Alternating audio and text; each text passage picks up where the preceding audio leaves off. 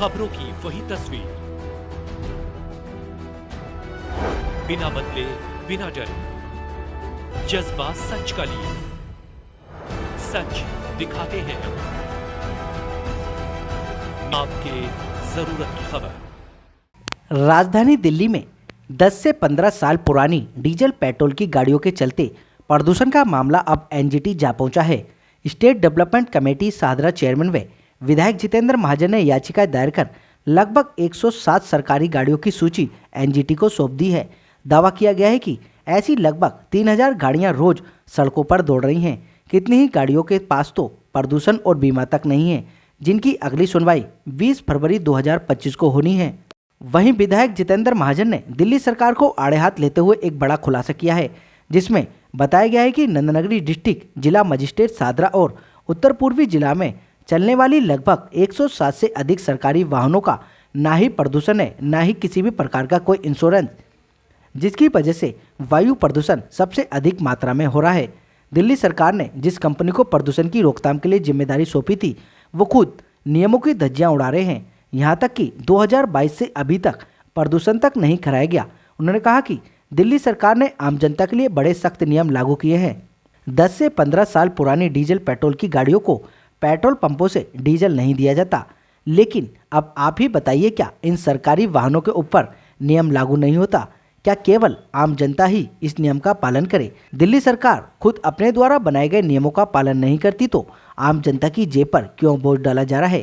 जितेंद्र महाजन ने बताया कि लगभग 5 करोड़ से अधिक का चालान दिल्ली सरकार आम जनता का काट चुकी है। उन्होंने कहा कि कोर्ट से नोटिस होने के बावजूद भी अभी तक सरकारी अधिकारियों के कान पर जूं तक नहीं रहेंगी, बल्कि बिना किसी रोक टोक के यूं ही प्रदूषण को बढ़ावा दिया जा रहा है। और क्या कुछ कहना था, आप खुद सुन लीजिए हमारे संवाददाता संदीप कुमार की इस रिपोर्ट में।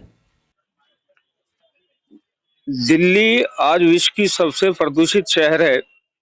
दिल्ली के अंदर पोल्यूशन इस हद तक हो गया है कि दिल्ली के लोगों को सांस लेने में भी तकलीफ है।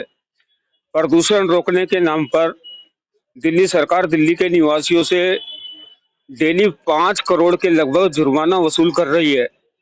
और एक बात ये भी है, दिल्ली सरकार ने ये भी कहा है, दिल्ली सरकार ने ये भी कहा है कि ऐसी गाड़ियों को जिनके अंदर पोल्यूशन नहीं है, उनको पेट्रोल पंप पर पेट्रोल और डीजल भी ना दिया जाए।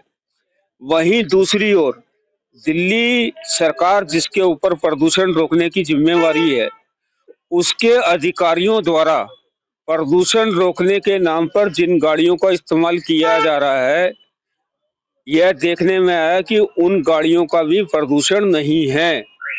और दिल्ली के अंदर प्रदूषण फैलाने में इन गाड़ियों की भी बहुत बड़ी भूमिका है।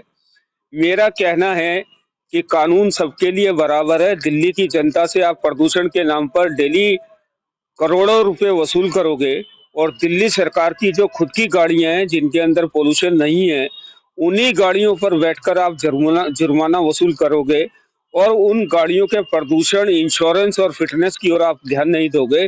ये दोहरा मापदंड दिल्ली सरकार का है।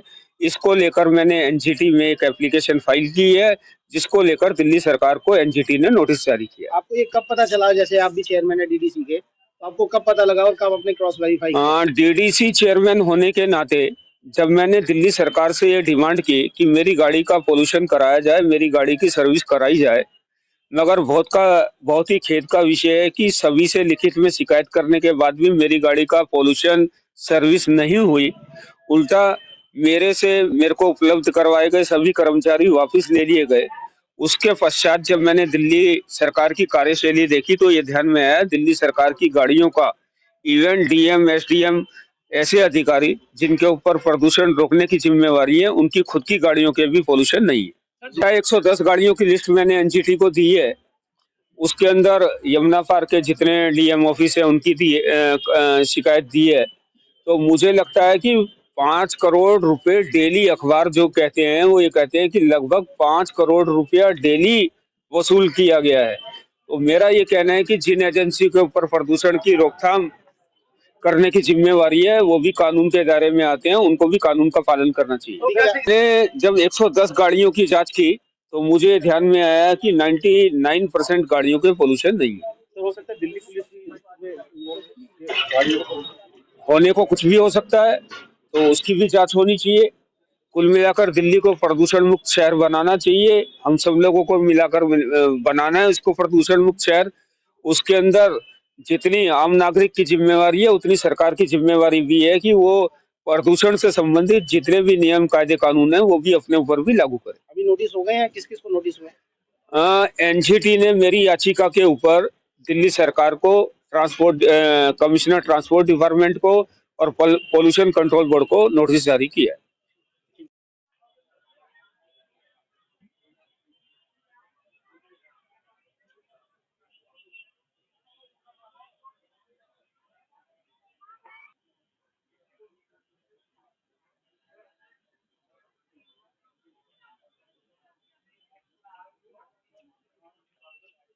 आज तक डीएमओ की पहचान करते हैं। पहचान थोड़ी होगी, पहचान अंदर